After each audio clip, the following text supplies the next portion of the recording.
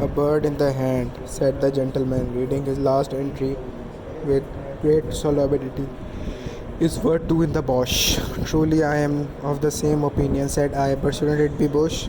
It came to me bosh, returned the gentleman. The gentleman then informed me that the spirit of Socrates had delivered this special revelation in the course of the night. My friend, I hope you are pretty well.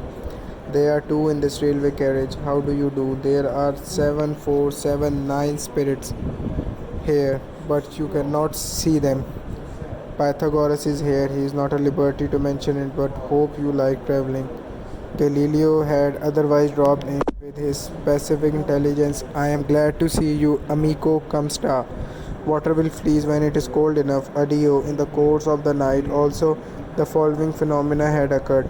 Bishop Butler had insisted on spelling his name Bubbler, for which offence against orthography and good manners he had been dismissed as out of temper. John Milton had repudiated the authorship of Paradise Lost and had introduced as joint authors of that poem two unknown gentlemen, respectively named Grungers and Gington, and Prince Arthur, nephew of King John of England, had described himself as tolerably comfortable in the seventh circle, where he was himself as tolerably comfortable in the seventh circle, where he was learning to paint on velvet under the direction of Mrs. Trimmer and Mary Queen of Scots.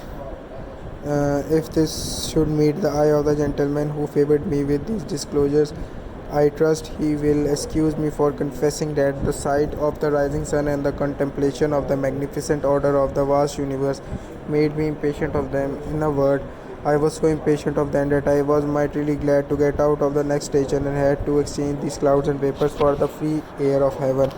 By that time it was a beautiful morning. As I walked away among such leaves as had already fallen from the golden brown and russet leaves, I was so impatient of them. I mightily glad on next station to exchange the cloud and the free air of heaven by the morning russet trees. And as I looked around me on the wonders of creation and thought of the steady, unchanging and harmonious law by which they are sustained, this gentleman's spiritual intercourse seemed to me as poor a piece of journey work as ever this world saw, in which heathen state of mind I came within view of the house and stopped to examine it attentively.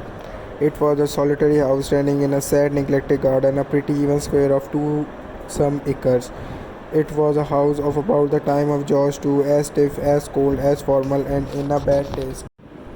Creation and thought of the steady, unchanging, harmonious laws by which they are sustained. The gentleman's spiritual intercourse seemed to me as poor a piece of journey work as ever this world saw, in which heathen state of mind I came within view of the house and stopped to examine it attentively. It was a solitary house standing in a sadly neglected garden, a pretty even square of some 2 acres. It was a house of about the time of George II, as stiff, as cold, as formal, and in a bad taste as could possibly be desired by the most loyal admirer of the whole quartet of gorges. It was uninhabited, but had within a year or two been cheaply repaired to render it habitable. I say cheaply because the work had been done in a surface manner and was already decaying as to the paint and plaster. Though the colors were fresh, a lopsided board drooped over the garden wall, announcing that it was to let on very reasonable terms, well furnished. It was much too closely and heavily shadowed by trees, and in particular there were 6 tall poplars before the front windows, which were excessively melancholy, and the site of which had been extremely ill chosen. It was easy to see that it was an avoided house, a house that was shunned by the village, so to which by I was guided by a church spire some half a mile off, a house that nobody would take, and the natural interference that it had the reputation of being a haunted house. No period within the 4 and 20 hours or day and night is so solemn to me as the early morning. In the summertime I often rise very early, and I am always on time to these occasions, deeply impressed by the stillness and solitude around me.